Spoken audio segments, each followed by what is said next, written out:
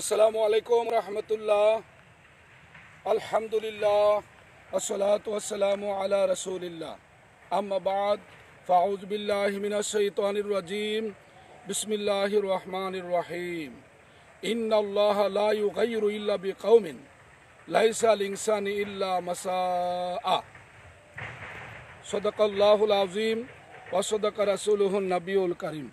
আসসালাতু ওয়াসসালামু আলাইকা ইয়া রাসূলাল্লাহ, আসসালাতু ওয়াসসালামু আলাইকা ইয়া হাবিবাল্লাহ, আসসালাতু ওয়াসসালামু আলাইকা ইয়া রাহমাতাল লিল আলামিন।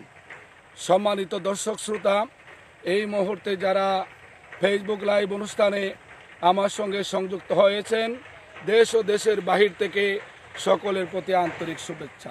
আপনারা লক্ষ্য করছেন, আমি একেবারে বাস্তবে একটা কৃষি খামারে বর্তমান সময়ের জন্য উৎকৃষ্ট সবজি বাঁধাকপি, যেটা আমাদের গ্রামের ভাষায় বলে বাঁধাকপি, আমার ভাই জনাব কৃষক আব্দুল কুদ্দুস সাহেবের সেই কৃষি খামারের মধ্যে আমি কথা বলছি। আমি নিজেও কাজ করি, কারণ কৃষক যখন মাঠে কাজ করে তার কাজ তার কষ্টের সাথে যেমনইভাবে শরীরের ঘাম ঝরে যায়, সাথে সাথে তার সগীরা গুনাহও ঝরে যায়।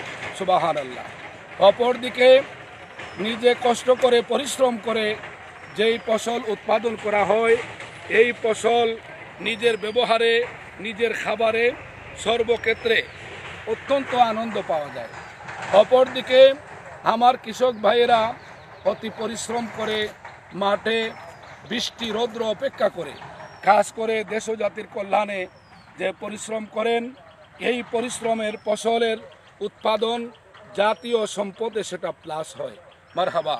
সম্মানিত দর্শক শ্রোতা, আল্লাহ পাক কালামে পাক ইরশাদ করেছেন, নিশ্চয়ই আল্লাহ তাআলা কোনো জাতি, কোনো গোষ্ঠী, কোনো ব্যক্তির ভাগ্যের পরিবর্তন করেন না যেই ব্যক্তি, যেই গোষ্ঠী, যেই জাতি নিজে কাজ করে না।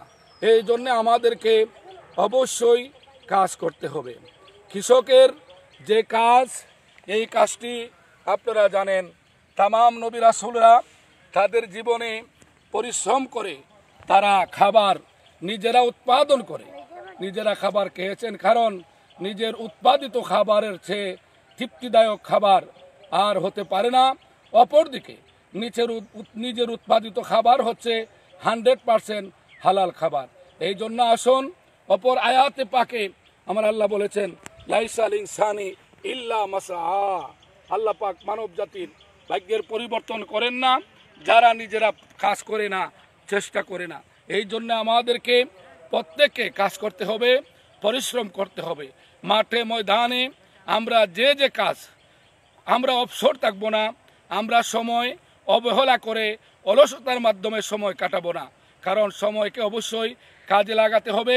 ইতিহাস প্রমাণ করে এই জাতির মধ্যে যারা সবচাইতে সম্মানিত হয়েছেন, তারা সময়কে কাজে লাগিয়েছেন।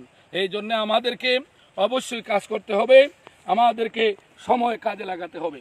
সময় কাজে লাগালেই আমাদের একদিক দিয়ে আমাদের অর্থনৈতিক উন্নতি হবে, অপরদিকে দেশ ও জাতি উন্নতি হবে।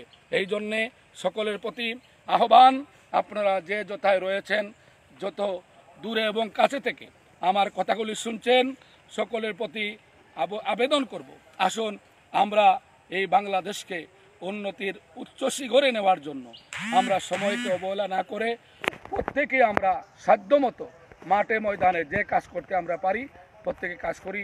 আল্লাহ তাআলা যেন সেই তৌফিক দান করেন।